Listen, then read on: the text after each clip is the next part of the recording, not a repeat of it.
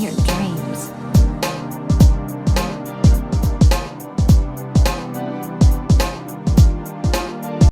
Welcome back to another Wuthering Waves video, and today I'm just going to be doing a guide on Jinhsi.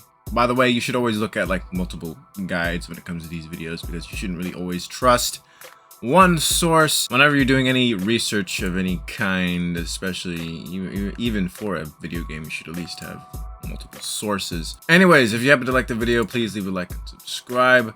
This video will also have timestamps, so if you want to see something specific, you can always look at those. Anyways, I'm just going to briefly explain on what Jinhsi does. So Jinhsi is a DPS character that deals spectro damage. Her kit basically enhances her resonant skill and relies on characters that deal coordinated attacks. Whenever Jinhsi deals 4 basic attacks, her resonant skill will glow up. When you hit the shiny resonance skill button, Jinhsi will launch towards the enemy, dealing spectro damage. This attack is called Overflowing Radiance, and she gains a thing called Ordnance Glow, and she also enters the Incarnation state. And when you do 4 basic attacks again, she will summon a mythical Chinese dragon Pokemon that hyper beams the enemy. This attack is called Luminous Epiphany. After Jinhsi uses Luminous Epiphany, she gets a thing called Unison. Unison is a very cool mechanic because whenever Jinhsi uses Unison, it acts as a replacement for Concerto energy.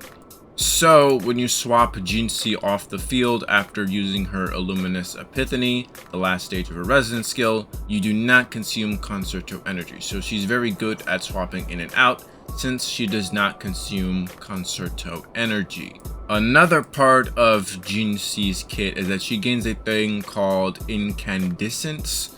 She can hold up to 50 of these things, and what they do is they boost Jinhsi's Luminous Epiphany, the last stage of Jinhsi's resonance skill if you do not remember. She gains these stacks if other resonators in the party deal damage to the enemy. This effect is only in place whenever Jinhsi's in the party, obviously. She gains 1 from each damage, and she gains 2 if the damage comes from coordinated attacks, aka attacks coming from off-field. So Jinhsi's best partners are going to be characters that deal coordinated attacks. She will consume all incandescent stacks when she uses Luminous Epiphany. As far as I know, I don't know if there is a way to tell if she has like max stacks. You're basically just gonna have to try to do some guesswork. I don't think it would be too hard though. All you gotta do is just use your other 2 characters as long as you can, and I think you'll be able to max out the incandescent stacks. And that's basically how Jinhsi's kit works. I do think she's a very fun character to play. In fact, I think she's probably one of the most funnest characters to play. Her animations are also top tier. We're only in 1.1 and we're already getting animation creep. Anyway, on to Jinhsi's best weapons. Now, obviously, we have the weapon on rate up with her, the Ages of Harvest. It has a crit rate as substat, so it is pretty helpful to build crit with her with this weapon. Just like with any main DPS character, you always want to build as much crit rate and crit damage as possible. The Ages of Harvest is the only weapon in the game that can boost her resonance skill, which is the bulk of her damage. It also has a decent damage increase. If you don't have this weapon, or if you can't afford it, you can always just use any other weapon, any other broad blade with attack, crit, or energy regen. Jinhsi's best free-to-play weapon is most likely going to be the Broad Blade of Night. I don't have this weapon, even though it is a 3-star weapon, probably because I accidentally used it as fodder. The weapon itself does come with attack as a substat, and it also provides even more attack after Jinhsi uses an intro skill. And since Jinhsi is a really good character for swapping in and out, it's a pretty useful weapon for her, especially since her swapping out mechanic does not consume any Concerto energy. But since Jinhsi is a main DPS character, any weapon that helps a main DPS character will just work just as fine. Either it's a battle pass weapon, any weapon with crit, any weapon with attack.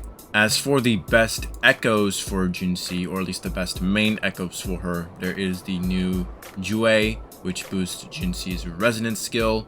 It's basically tailor-made for her. I don't think any other character in the game can really make use out of Jue. I guess maybe Spectro Rover if you're building Spectro Rover. Now, if you're not that far into the game, as for placeholders, you could use the Mech Abomination or the Morning Ox.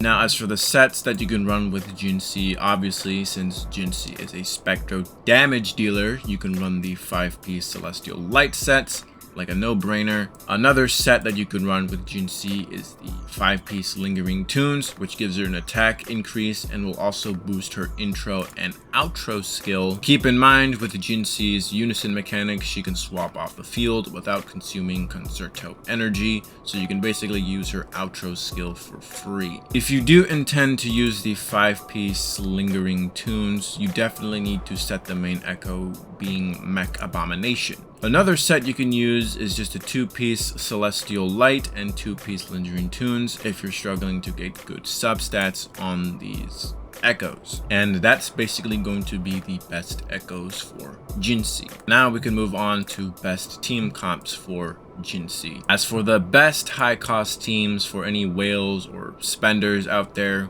we got Verena and Yinlin.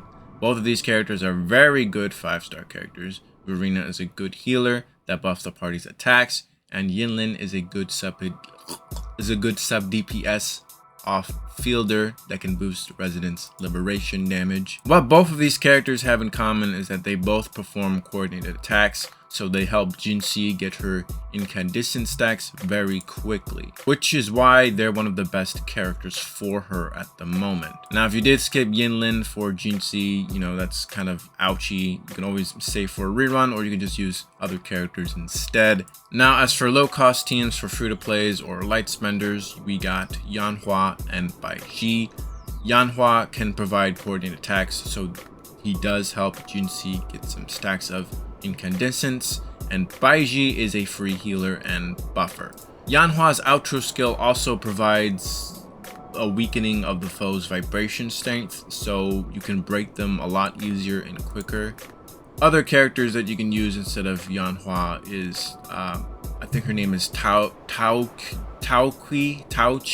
the pink-haired booba lady. Her outro skill can boost your party's resident skill damage, so she can work pretty well with Jinhsi.